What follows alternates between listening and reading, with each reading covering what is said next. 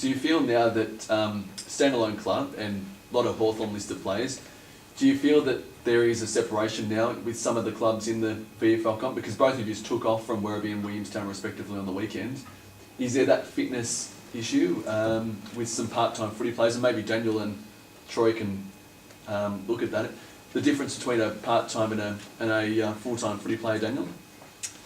Well, I think both lists have got programs that run right through from the top to the bottom. So, like even our development side is doing a lot of the similar things to what the AFL side do. So, the only difference is they do it from 5 PM till 9 PM at night, where the AFL listed players are there from 9 till 1 or 9 till 5 on their full days. So, the VFL guys probably get as much into them in a shorter period as what the AFL guys do.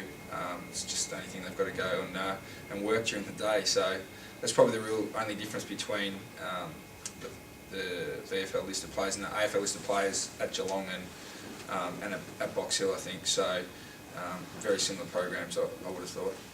Sorry. I was just going to ask, Damien, do you think there is that sort of dominance with your Hawthorn listed? I don't think so, mate. It's only 12 months ago that Port Melbourne was in the grand final. We had a super hard game against them after we dropped 3 games in a row. We were able to overcome them, and we got a bit of confidence out of that, and we've put some games together. But I think it can turn pretty quickly.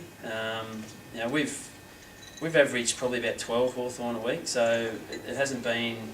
This week we might be 14 or 15. I think we're 14 on the weekend.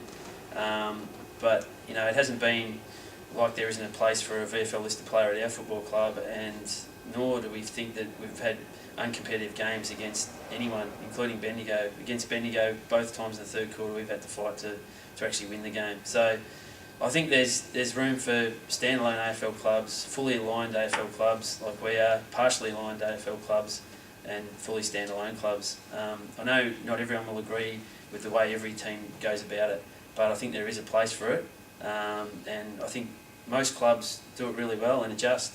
It's probably just externally that sometimes there's criticism from parties.